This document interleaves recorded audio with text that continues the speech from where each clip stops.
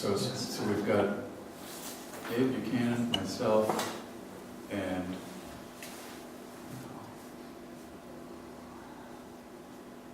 On committee? James. Yeah. And Gordon will not be here, I'm sure, as soon as we're back from Denver. And Tony, I think, is doing one last look through of the numbers. The agenda, I think that everyone can see.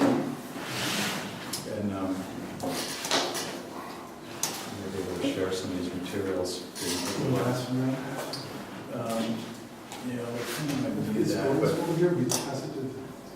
that's what I'd like to do that. So let me run through it first, and we'll see if we can share one of these. So the agenda has welcome guests and public comment, review and approval of the minutes, review of the current budget. It's actually a review of the budget that we would recommend be approved by the full board tomorrow night,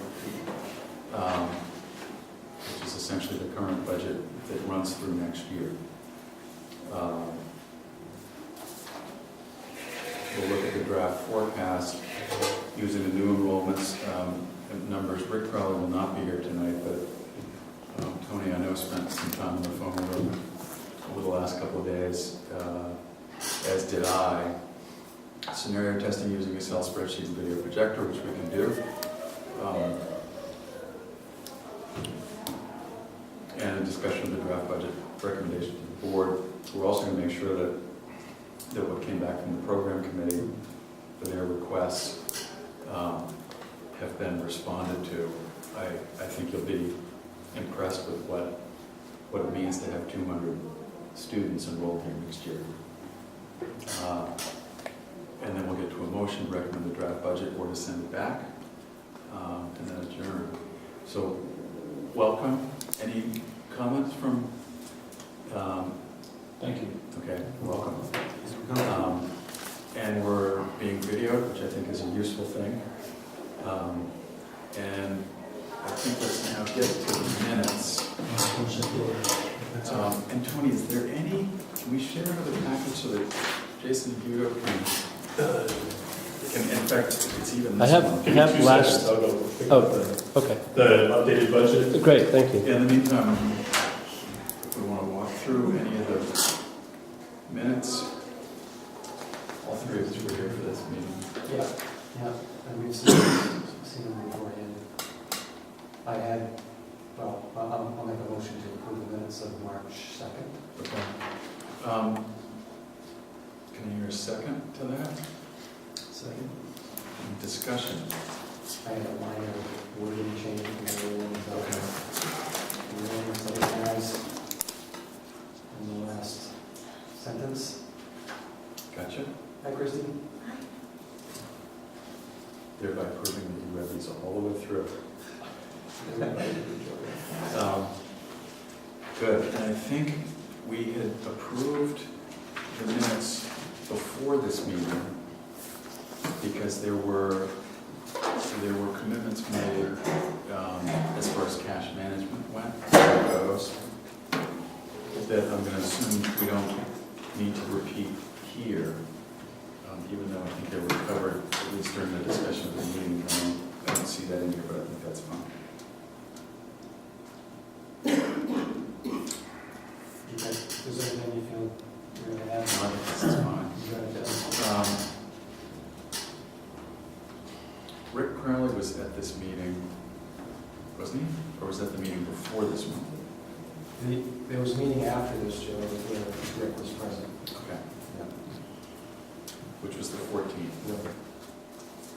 I've got it. Okay, good. Okay, thank you. This is revised? Further discussion? Yeah. All those in favor?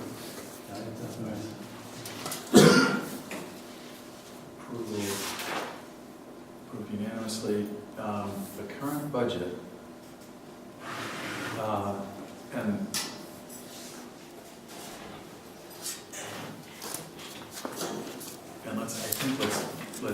we'll get to all of the items that are listed here in the agenda under review of current budget. The current current budget now takes us through, this current budget takes us through next year's school year. And so there are a few things a couple of different angles. The goal for this meeting is to review this budget and either request adjustments to it and see how that works, or approve it as is, and with a recommendation to the full board that it approve that budget, this budget, and convey it in as required to be submitted to the state. We did, just to review, we went through a process at the last meeting where we were looking at these numbers for this structure of spreadsheet with Rick Crowley, who assembled this with Tony, and then determined that the best thing to do would be to make sure that the program committee, given that this is all about program, that the program committee have a chance to weigh in. I was remiss in not making sure that what you had brought to the meeting was put in at the time, but I'm hoping that what you see here and what the chair of the program committee sees here reflects the requests that have been made. I can think of the list off the top of my head, but I know that one of the keys was to take professional development up to a substantial number. Another request was that there be more senior teachers in each grade, if I'm understanding that correctly. Please. What we talked about on Monday, and I talked to Tony about this early this morning, is that instead of having an experienced teacher per grade, in the interest of the long term, we thought having and the language has yet to be decided, but mentor teacher, lead teacher, Sure. head teacher, head instructor, something like Master that. teacher, One for K1 and 2, with knowledge of curriculum for those 3 grades. One for 3, 4, and 5. Yep. And then one for 6, 7, and 8. And it's conceivable that one of the current teachers for 6, 7, and 4, 5 may become one of those with a raise. Great. But to have an experienced teacher between $51,000 and $62,000 for each grade would eliminate Okay. many, many options down the road. So we're preparing for 2 years from now, not just the coming year. So Right. having 3 lead teachers was what I talked to Tony about, what we talked to Tony about on Monday night, was a way to ensure quality without sacrificing $30, $40, $50, $70, or $100,000 at the other end. Got it. And in fact, the beauty of this process is I don't have to understand any of this. I'm not an educator and I'm not a teacher. My goal as the chair of the finance committee is to make sure that the numbers work with everything that the program and the rest of the board, and especially the executive director, needs to see in these numbers. Okay. What you just outlined is perfect. But there were others too. There was a Spanish teacher that was requested. Professional development fees were taken, or expense was taken way up. There's a summer program now reflected in the numbers that happens in August. How am I doing so far, Mr. Executive Director? We have a raise pool of 10% that Rick Crowley put in as a way to say we have a pool for raises. I know that Tony went and checked on a couple of very specific raises, and those are reflected in the numbers as well. Yeah, they're actually in with the actual. Right. And I also know that the SPED requirements per grade are in those numbers. I know that my understanding is that the only expense that's not reflected in the numbers so far is a counselor. And I know that one of our board members feels very strongly about that. To get to explain what I think the key assumptions are, this is predicated on an enrollment of 200 students at a reimbursement rate or an allotment rate of, I believe, 11,000. Correct. Even though this year's would be 11,700.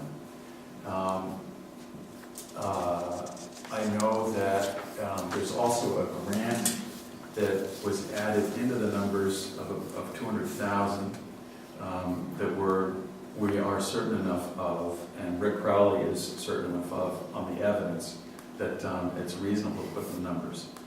I know that we had an overage of $90,000 when we did the numbers before without those additions to program, from the program committee.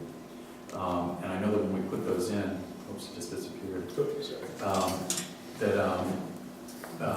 That it took the so-called overage, or what would be called a profit, down to $25,000, but then there was the addition on top of that of $200,000.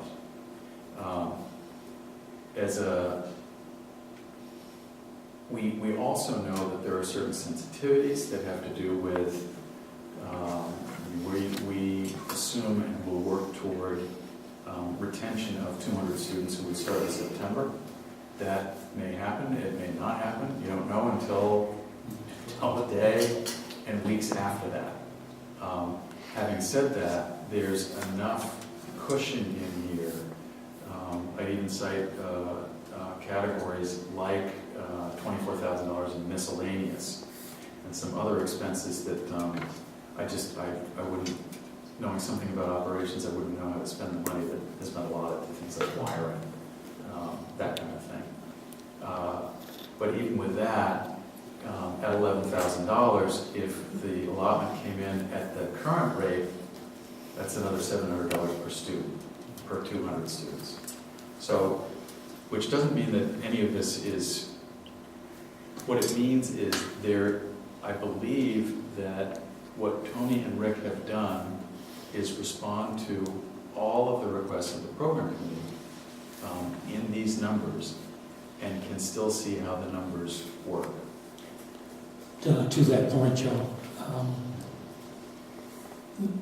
I talked to the board member who was passionate about having a counselor school. Yep. What I talked to Tony about this morning was that the charter, in the charter is written Director of Student, Family, and Community Relations as a title for a counselor slash LICSW Sure. family systems theory person. Yep. And we talked about, and I called and have been in touch with six different organizations from Solana Beach, California out to Maryland about school culture programs, and it's... Oh, no, that's fine. That's, yeah, we haven't made a decision about that, and I haven't been able to get the numbers because I got 2 calls to make tomorrow. perfect. But we're thinking about letting go of the notion of we've got to have professional development about school culture with responsive classroom, second step, TET, positive behavior support, because if a person, and I mentioned this to Tony this morning, comes in with the knowledge and skills about how family systems and or community relations and therapeutic issues around that can be found, it may not have to be full-time, maybe it's half-time. Yep. For half the money, that would introduce a certain element of decision-making into the culture of the school. That's fine. That's great. So I just want to I didn't see that up there. No, I think the key, and to that specific point, and to the idea of what a budget's for, Mhm. makes perfect sense. This is a description of essentially of reality. So we think we know what we need to run a first-class program. Mhm. We think we know with a reasonable confidence what the revenue side will be. Okay. We're making assumptions about headcount and about allotment rate. We're making assumptions about timing. The good news is we're not inventing the school. Mhm. People have been running K through 8 schools and starting them this way for a long time. There's a bunch of very smart people in the program committee. I would say that even if I wasn't staring at the chair of the program committee. So my sense is that we have a pretty good idea of what it's going to take and what it will cost us to build a great school. These numbers will change. They will change almost immediately. And that's okay. Because I'm not... It's the nature of the world. Okay. So we see teachers starting in July. Mhm. Okay, well, is that July 1 or July 15th? Well, some of them will be July 1. Some will be the 3rd week in June. Some will be later in July. Okay. Some will start and leave. Some will do one thing and do it, things change. It's slotted for 45, but someone may come in at 42.5. Someone may say, I need 47.5. The numbers will change. Okay, so if somebody comes in, just so I can wrap my head around this, somebody comes in and it's 42.5, but 47.5 has been allotted, that $5,000 can be added to someone else or another line item somewhere in the budget? Positive variance, Okay. and it doesn't automatically mean, oh my God, we got to spend that money. No, it says we will discover that that's a positive surprise, and there will be a negative surprise. Mhm. It will mean that, what we can do, now let's leave it in the salary bucket, compensation bucket. Now we can do some other things with that. We don't know what those things are, but, so the idea around this budget is to show that the school is viable and can progress and grow, even knowing that these will change. Some of them we know quite certain what they are. I can pretty much guarantee I know what the executive director's salary is for next year. I don't know what the head of school will come in at. Mhm. Is it a reasonable bet to say it's the 70 or 80 or 90 that we've got in there? Yeah, it is. Mhm. If it had to be 100 for the right person, will we boost it? Absolutely. Could we find that elsewhere? Yes. Because actually boosting a salary from 80 to 90 is not an extra $10,000 out. It's an extra $890 a month. That's different. Okay. See what I mean? Yep. This also has an assumption built in that's reasonable, because this is typically what charter schools do, which is as you get into the middle of each quarter, because of the payment schedule, the revenue schedule, we don't pay when the money comes in, we're paying as we go, especially salaries. Around about the middle of each quarter, we'll need to cover with bank debt a shortfall of about 150. Mhm. It's not atypical. It turns out that banks will count on the Commonwealth of Massachusetts to actually do what they promised to do in the way of allotment for students. There's a Spanish teacher, as I say, in here. I think there's a nurse counselor, and one person in particular, I believe, is a psychiatric nurse. It may also be that as we move ahead, there are different people who can do different things. My experience with organizations at this stage is that on occasion you find someone who not only can teach 4th grade, but drives the bus, Mhm. or can do an afternoon PE, or is Teach willing an to art tutor. class or something. Absolutely. And sometimes you find those people and sometimes you don't. Mhm. We're assuming that we don't. Those are all pure roles with very specific responsibilities in mind. We made assumptions about the summer program, and again, these numbers work. And as an aside, if I didn't know Rick Crowley the way I know him, I wouldn't have the confidence, even as much confidence as I do. But we do show in essentially what would be called a profit of 225. And I don't think we're missing any substantial category of expense. I think we've covered it. Yeah, the summer program was based on, it's a 2-week program in August. And we figured it in at a rate of pay for a director program, 2 staff, based on the numbers of students who are likely to attend, at an annualized rate of pay of $40,000. And the director of the program would be on a month's pay to have time to coordinate it and organize it, and the staff on 3 weeks, even though it's a 2-week program, to give them a week together to work on the program and set it up. Yep. So I think it's a good program in terms of what's being put in there for NSSI in terms of budget. We've got SPED covered. I think we've got it covered a few different ways. And I think that's... Yeah, just to explain why I highlighted Joe in yellow there, those are the new academic teachers. We need 5 to take us up to the 10 sections. And there's a rate of pay in there that at the moment, just for placeholding in the budget of $45,000 for 3 of them, 2 at 40. And that gives you the flex where you've got some who actually will be in the mid-30 range as young teachers, and more will be in the mid-50 range or higher as experienced teachers in that 5 to 10 plus year range. So there's flex built into that in this current budget to do what we wanted to do there. And that's before the 10% pool, I And believe. so, Correct. Yeah. Tony, and you're thinking and talking with maybe Carol, with the special education teachers, has any discussion happened about OT, PT, speech and language, as particular skill sets within those ranks of those two teachers? In terms of profile of teacher, we haven't defined those yet, but we have speech and language already in there from this year for move forward in the budget. PT and OT, we'd have to take a look at. We didn't require that this year for any of our students, so we'd have to wait and see. With that many new students coming in, files haven't arrived yet, so that's where you want to make sure you've got budget has enough flex in it that you can address those issues as they come up. There are a couple of areas in here of flex as well, where if you look up here on the blue lines, we've got the sort of dean of students or that coordinator position that we had talked about in there. It's a full-time position there with a full-time physical education instructor in as well. And in fact, even if all 10 sections meet twice a week, it's not, you're not needing a full-time physical education instructor, so there would be some additional funding available there.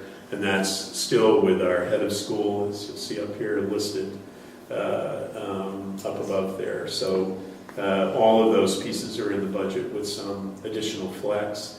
And the Spanish teacher is listed down here. The two parts that I'd love to see us add in here, and just to go down through the remainder of it in terms of staffing, we still have the Director of Arts Integration and Instruction, which may actually be a different title and listed as an arts, simply as an arts teacher, but with those skills available.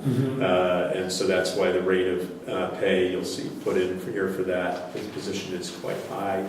And it may require all that, it may require less, but in a conservative approach to budgeting, we put it in at a fairly high rate of pay. And then a full-time music teacher as well. The pieces that I would add into this, given that we're showing 200,000 plus in your cash at the end of the year, would be, and that's at that 11,000 rate of pay. So if we were actually level funded for next year, which would be at the 11.7, there would be an additional 140,000 still in there that's not reflected or used anywhere in this budget.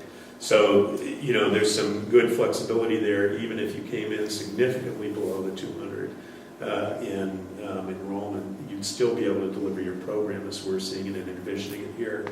The two pieces I'd add would be, for now, would be the full-time counselor, or someone with those skills. And we talked this morning because we had a couple of CVs arrive, and one in particular was a licensed MSW who's also a artist in her own right. She's exhibited here and in Boston. She's a painter, so she's got that broad ability to wear multiple hats, and very exciting, even if short interview.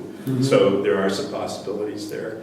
But I would add the counselor in, and I would also add in an additional special ed teacher at this point, even as we talk to Endicott and the other teaching colleges, because we'd like to have interns in as well to supplement our special ed instruction.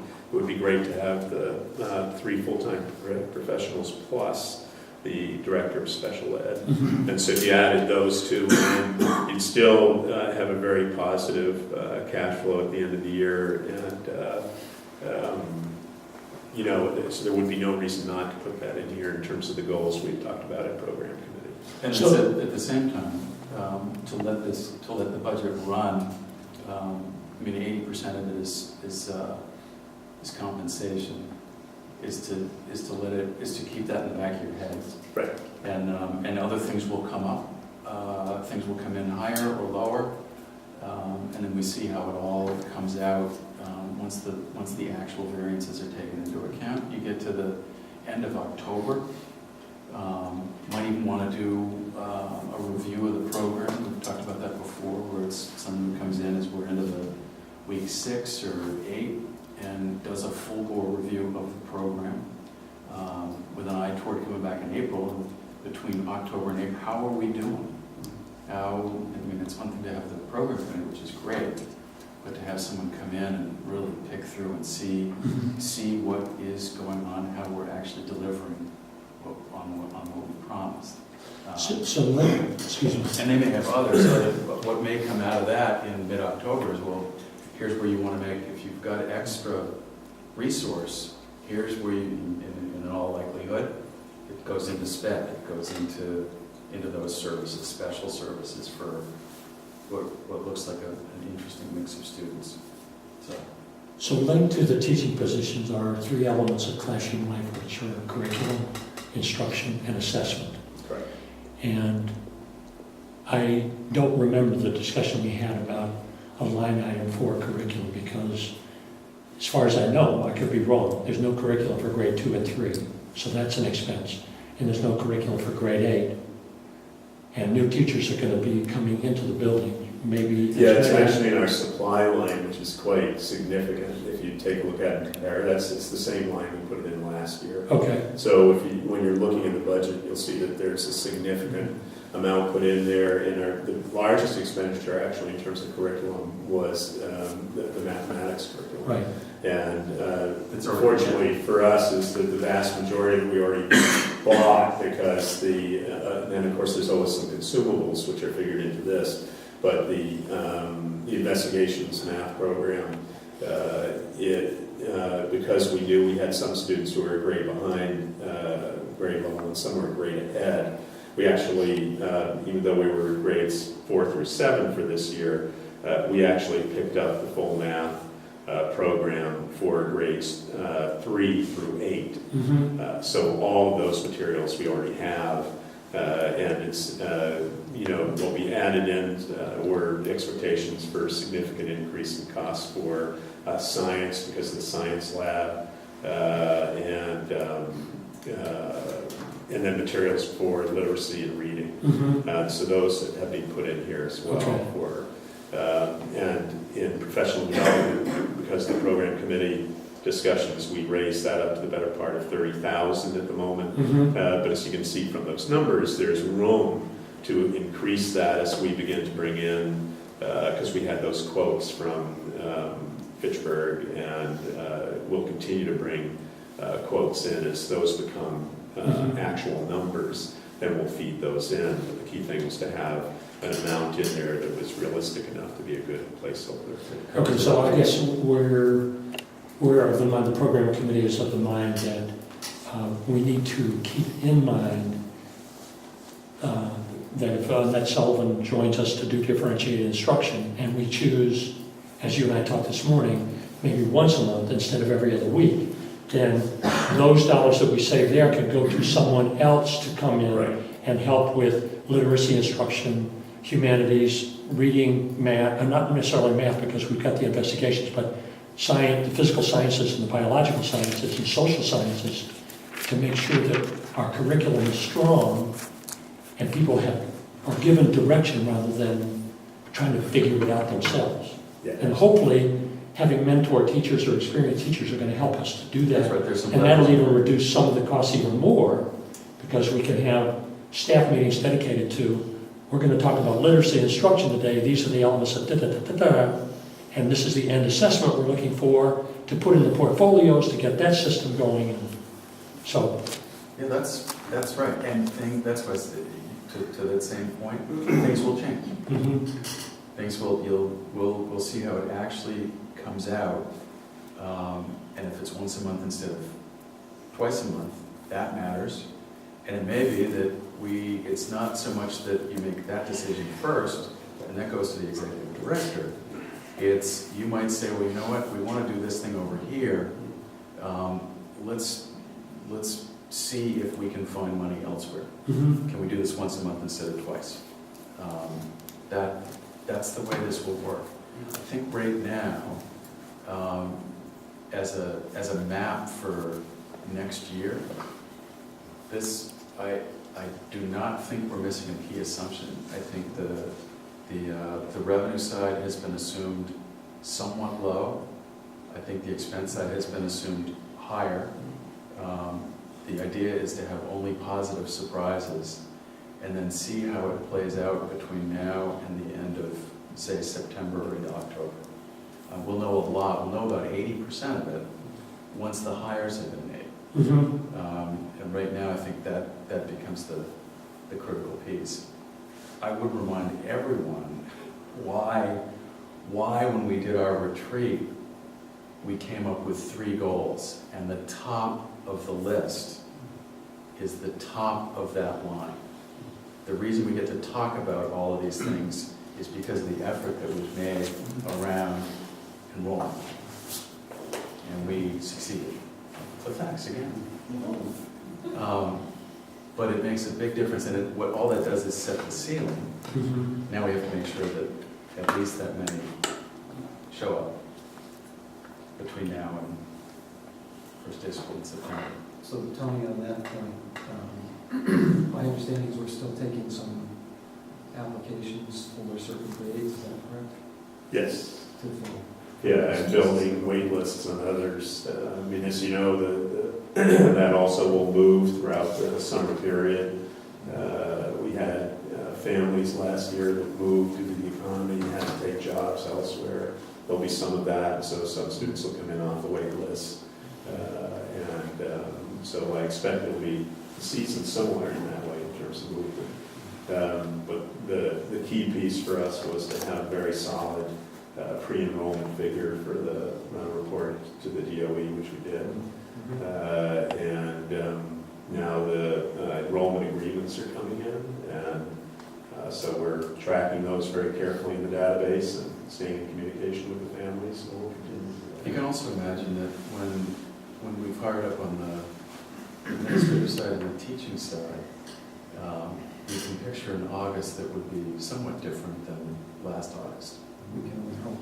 Where we could plan and actually do a few things in advance of the first day of school. It's probably not even too early to start thinking about that. And of all the things to do with what looks like a reasonably good budget to be working with, I can think of a few places to put some in August and early September. But that's a different committee for a different time. Could we just take a look at the staffing, the page again, Tony? Yeah. You listed some. Can I have 1 second though? Yeah, Do you need more light for that? Yeah, I mean, it'd be great if you did, yeah, thank you. We're like just to see it. It's better if you're not using an activator for a finance meeting. Oh, I can read. Sorry. Yeah, thanks. That's a great idea. No, Jason's a photographer, so. No, I know. Sensitive to these. I do know, but It was very dramatic lighting. sun going down. That's right. So, okay, so you've got 3 positions at 45. So what you're saying is we can adjust those down if necessary to make up for what might be an increased amount. Yeah, that's right. It'll move, and then Depending on you've got some at the entry level. You're going to have some young teachers, Right. and those young teachers last year, their salaries were in the range of sort of the early to mid 30s. Yeah, it's still 2011. It's a great time to be talking to teachers. Yeah. But what I did was just to, No, no, but we're not giving anything away either. Our obligation is to the students. what I did was just to arrive at those figures. The charter office sends out benchmark salaries in a number of different areas, from Boston, Boston suburban, rural, and then by size of school. And so I took those figures to arrive at a reasonable salary for North Boston. I then took the benchmark salaries in the charter office at the DOE and called several executive directors to see what they were actually paying their teachers in those same levels of experience. And, took that to arrive at these figures. So, we really want to be somewhere in the sort of mid-50 range for, the type of experience that we were talking about in programming. Mhm. Exactly. That's what I'm asking. So that's why. And I think there's, on top of that, I think we've used 18% as the benefits supplement, Yeah. just as a rule of thumb. It's 50. But It's, he'll use either one. Yeah. An extra 3% just in case. Okay. So, I'm sorry. No, go ahead. You said there's a raise built into this for the current staff? Yeah, and in fact, if you How look much up is that? at there's a total of 10% in there, but 10% of all the salaries. But if you look here, these specific salaries are specific teachers, returning teachers, where those salaries are already agreed. So, Yeah. what we'll continue to do is when the actual figures are known, from whether it's professional development or anything else, the sooner you're able to actually put those specific program costs directly into your budget, the better off you are. So that's what we'll continue to do with And I this. think the key will be to track this month to month. Right. So that every month you can basically, even a closing, either it comes from a more certain specific amount that then goes in, or it's something that closed out, so it comes from the bookkeeper saying, well, we paid $800 and we budgeted $5. Okay, so that's a negative, and we got a problem there.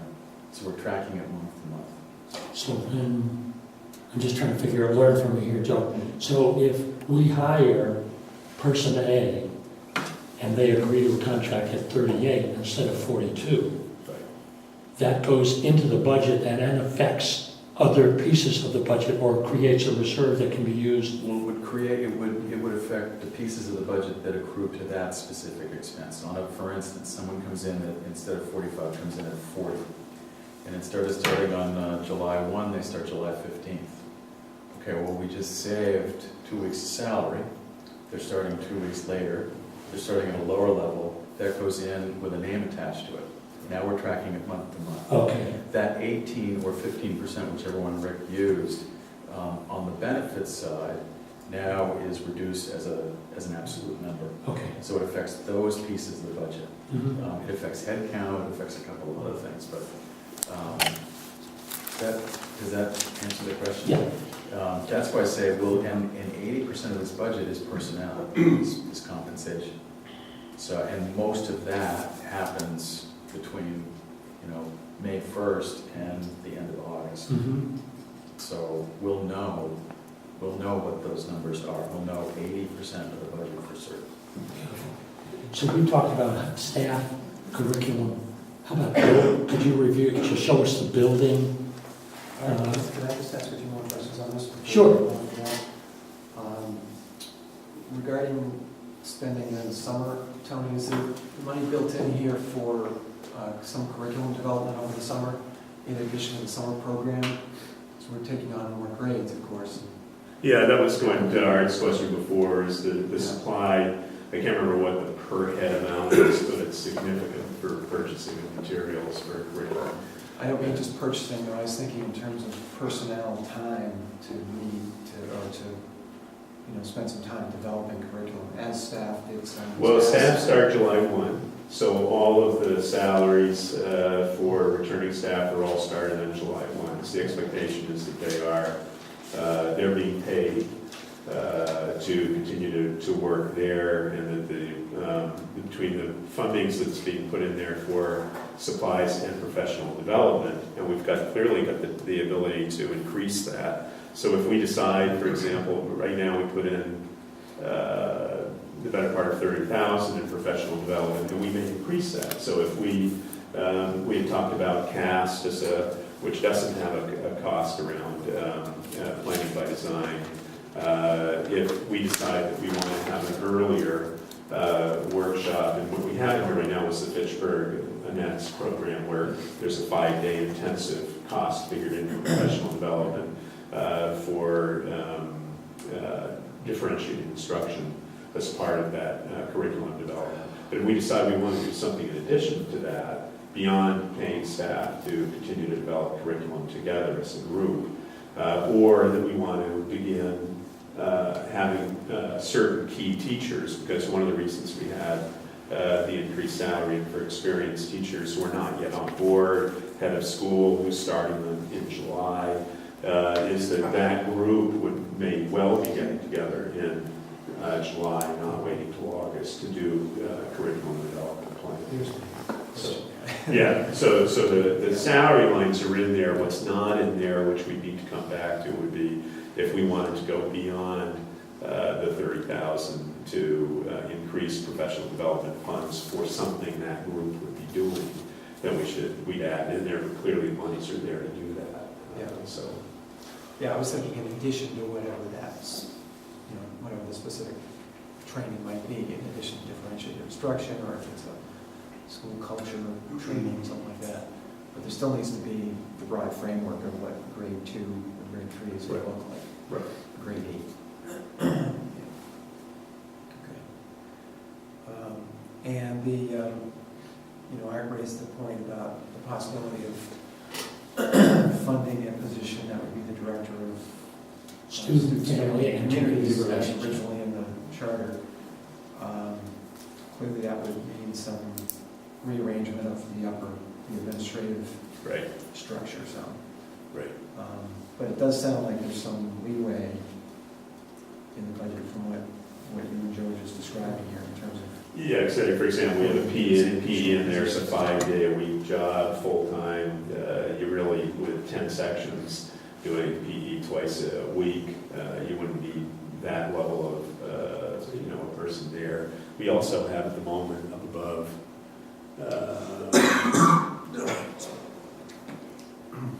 your dean of students is full-time and the physical ed instructor, so there's some flexibility there. But it's something that we may want to consider as well, is, because what is the dean of students, at what level is the dean of students if you have a counselor and a dean of students? That's right, and a nurse counselor. Where does that particular position, is it part of what they do, is it something else? So, because you've got a fairly hefty amount of administrative support on the counseling side there at the moment, so it's. Some of us feel strongly about the term office manager, which makes me feel like we're talking about the mid-60s, but I think that has to change. Yeah, and the key thing is the salary, which we also benchmark for what we're expecting this person to actually do, is that the correct level of salary, and indications are that it is for, it's way beyond an office manager in fact, so. Well, if we were to find, I don't know, maybe a budget discussion, but if we could find somebody who could do program coordination to work in concert with the executive director about scheduling. The term is program coordinator, I think, Yeah. but that is a Yeah, different, but they that's a different have to be able to conversation. answer the phone as well as Yeah, keeping to things the extent going. that anyone, I'm not even sure that, I don't know, maybe I'm staring myself in the face, but I run a shop with 19 people, there ain't no one answering the phone. There's no one. Yeah, schools, you definitely. Now go back to that list though, because I'm dead serious about this, go back to the list. Side. Now, someone's gonna call up about what? SPED? No, you've got parents who are calling all the time about appointments, rearrangements, With who? different changes in But pickup. appointments, but let's follow this through, with appointments with who? With a teacher? No, it could be a change in their pickup time, could be a change in who's actually picking them up, could be every day you take attendance in all the classes, then you follow up with phone calls to the house to make sure the parents actually know their child's not Okay, in so school. right now you've got an executive director, a head of school, a program coordinator, a SPED director, a dean of students, a nurse counselor, and another counselor. You really need an office manager on top of that. No, okay, I said, take your point, but Really? somewhere in there, someone may be doing. There's no that way, one, there yes. is no way. Yeah, I take your point. And if that, in fact, someone should be able to call directly and Right. reach who they need to reach, if only on email. The whole electronic mail thing, I think, is going to catch on big. Yeah, but I think, well, and I think we don't need to argue over whether this office manager person is actually answering the phone. I think that's an internal structural thing that will definitely get figured out. Sure. If you actually have to pay someone additional to answer the phone, definitely not. Right. But But mostly want to make sure that, because Dave, you had a bunch of things, but I want to make sure that, and from the program committee, that this addresses what we're. I think a lot of the questions I had were addressed already, in some of what you said, particularly Tony, about an additional sped position, perhaps, given the number of students that we may want to. We're looking at about 2 right now, right? 2. Yeah, you get 2 on the director of special Current ed, yeah. enrollment with the additional enrollment.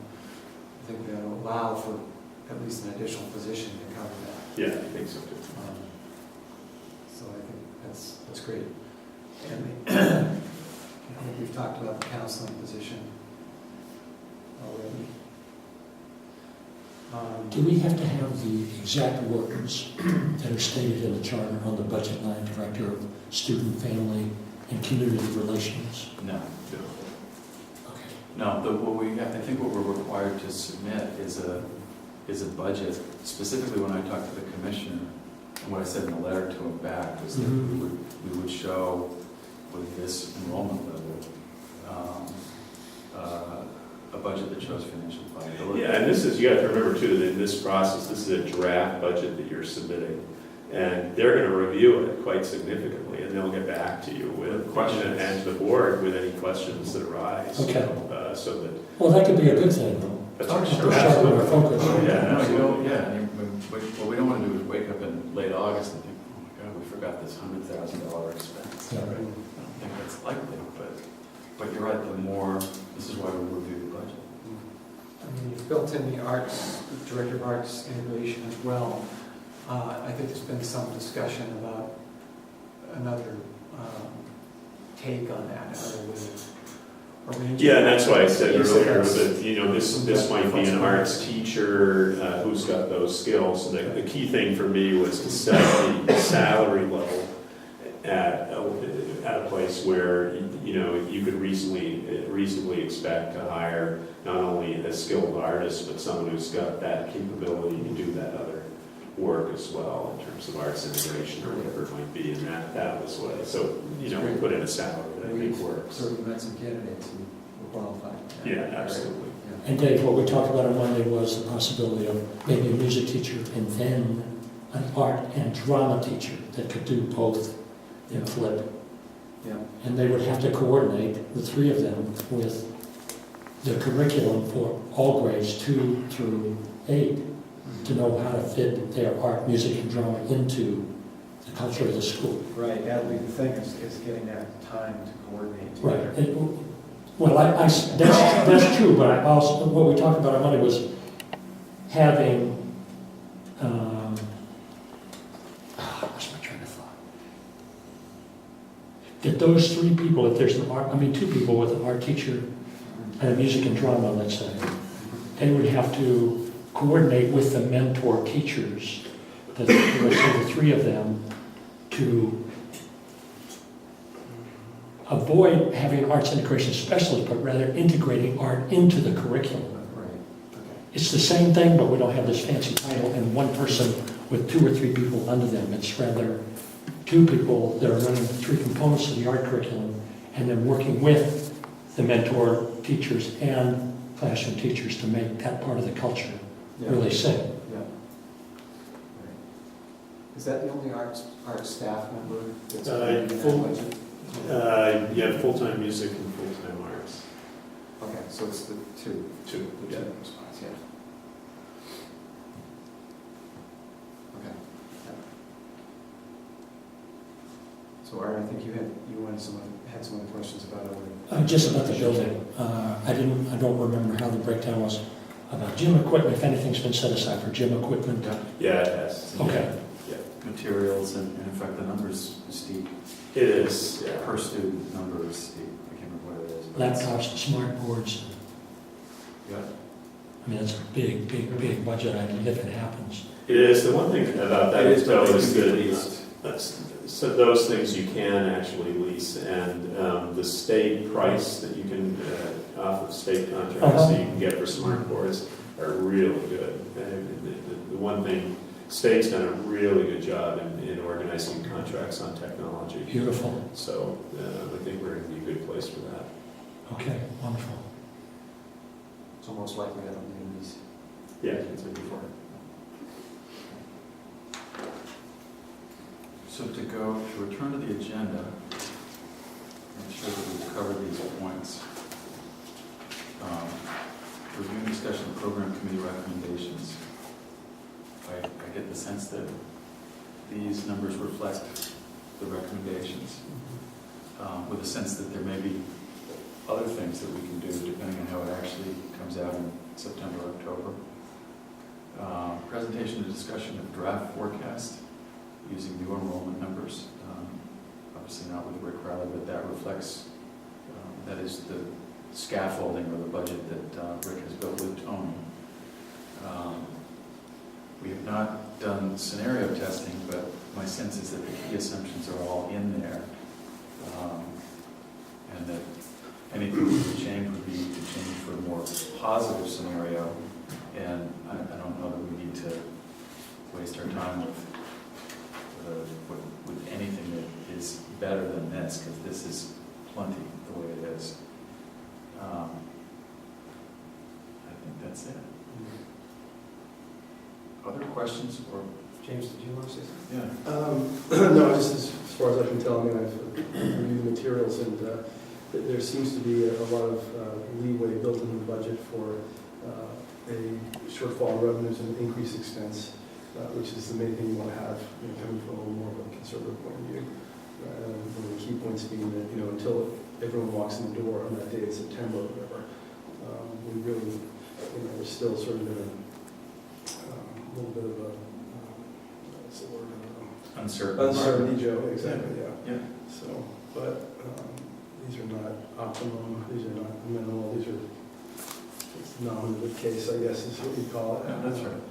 So, I think I would like to see but this goes back to program, about the arts role in that, here, we do have right now, Jerry Beck, who wears all those hats right here at the school right now, and I know from grant resource talk, we've sort of pursued what ways we can, vitalize that, because he is a community education professional, having run a museum in Lowell for 25 years of Auburn, which is basically a child's student education facility. So we have a lot of the assets right here at the school that just with additional funding could be developed better. So I know I'm thinking That we back in already my have, head, that are already here. what my wish list is, and it doesn't require very far to go find it. So Expand the hours. exactly, Jeff.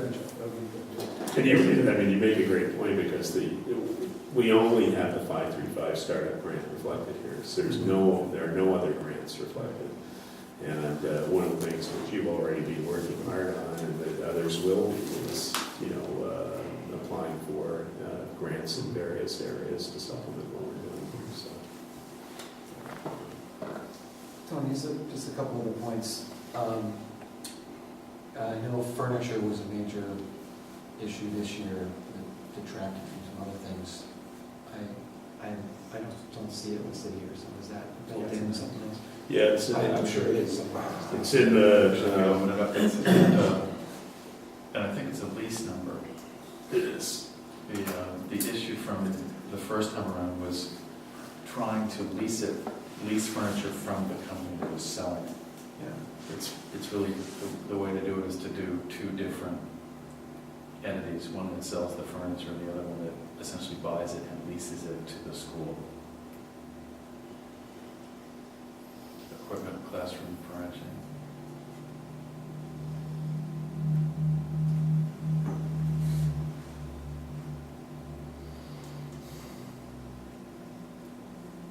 So you have 50,000 as a lease cost for the year, and you're actually only adding. It's probably a 3-year lease. You're only adding 2 3 classrooms and 2 8th grade classrooms.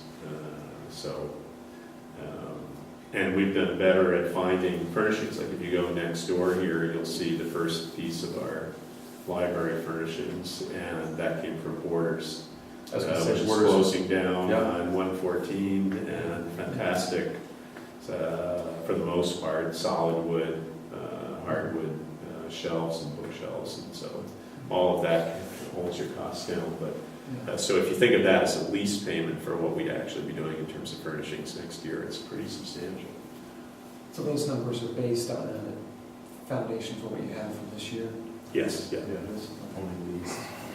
So is my thinking right that for grades 2, 3, and 8, Tony, we need 40, 40 plus 40, 120 desks or chairs? Yeah, they'd have, yeah, that's right, that's correct. Okay. And there was discussion at one point about facilities for, especially for young kids outside, playground. And is there anything reflected in the budget for that? Well, it's it's a good question, which I'd have to look. So that's one I'm not sure what's in there for that outside. But some of that is actually the responsibility of the owner, so it's in our lease. Well, yeah, the last time we met, we talked about possible lease restrictions on modifying the grounds out there. Is that right? Is that We did, and also there's a group of parents who have already approached me. They apparently built the playground at one of the schools, and I'm trying to remember which one it is. But they did a quite substantial playground there, and they want to do the same thing here. It's the same group of parents. They're builders, and so, I think we'll end up with something really exciting and fun there, and a great community project. I actually did that years and years ago, right here in Gloucester, and I can't remember where the playground was, but back in, I'm trying to think. The science park was at West Parish. Yeah, he headed up a project to build the science park in West Parish. So And Fuller School had a brand new playground put in when I was there. It was the old playground down by the fence where the ball field used to be, and then they put the new playground. Parents got together and raised some money and had the company put it in. We did one way back, it must have been 87, 88, somewhere in there, with a whole bunch of contractors, and it took us better part of a full weekend, but it was a big playground. So other lines that are out.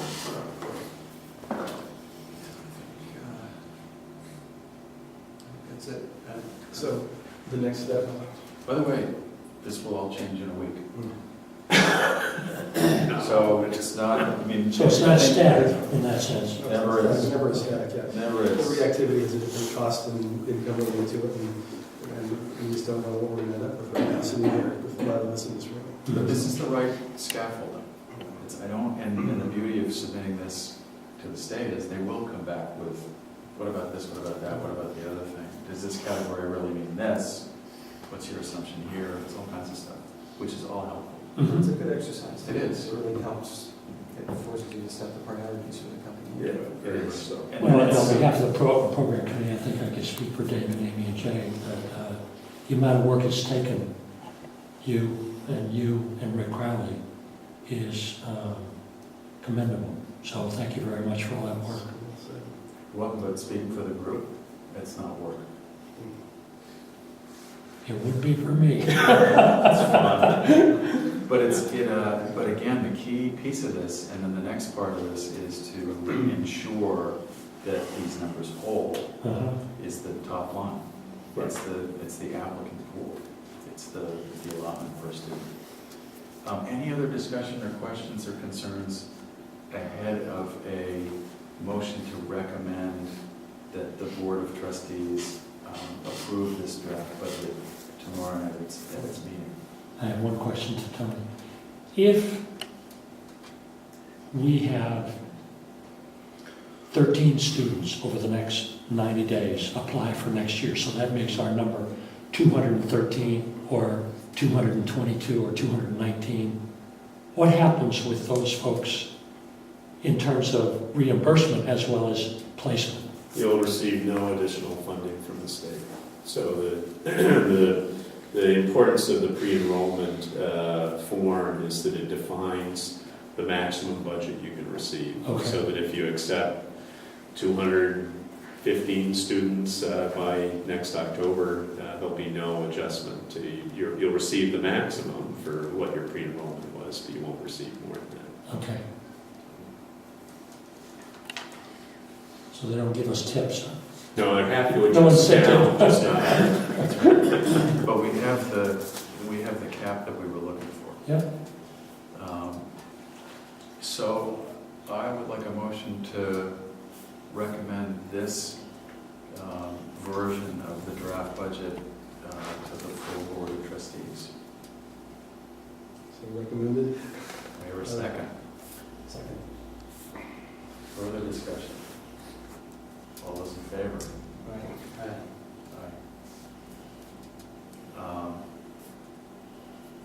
I also know, and I think it's important to point out for the record, that there is I think it's a meeting of the school committee tonight, right now. Right now.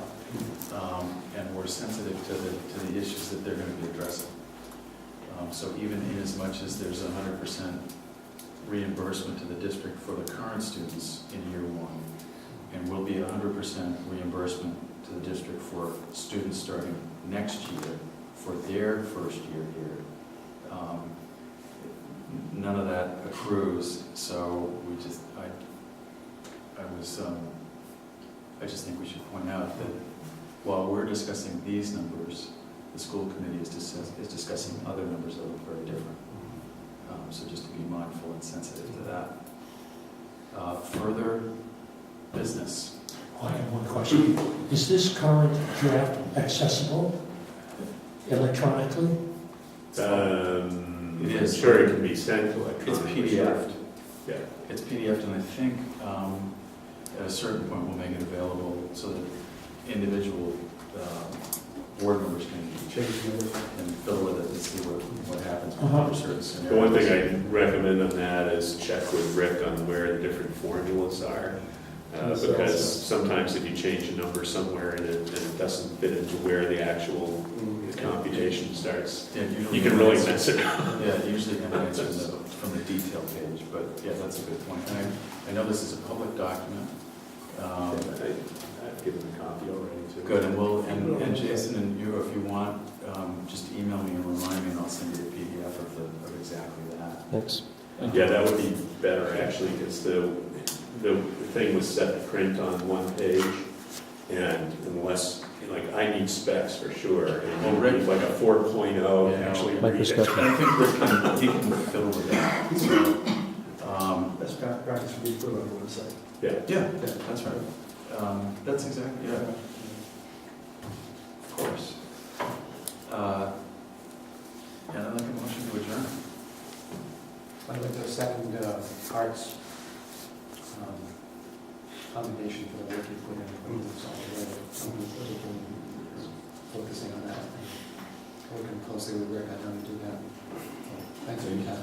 And to that point, I think the process worked okay. I think that the key is to iterate in a certain way so that you take in from the program committee and others what they'd like to change and adjust without having 8 people making soup.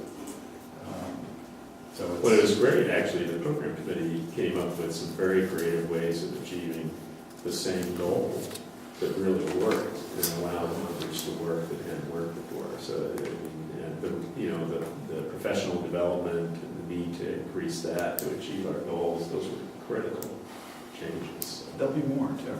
Yeah. Count on it. So a motion to adjourn? Move to adjourn. Is there a second? All those in favor? Aye. Can you put that back up on the screen, because I can't see it back here? I thought you were trying to. Let's go.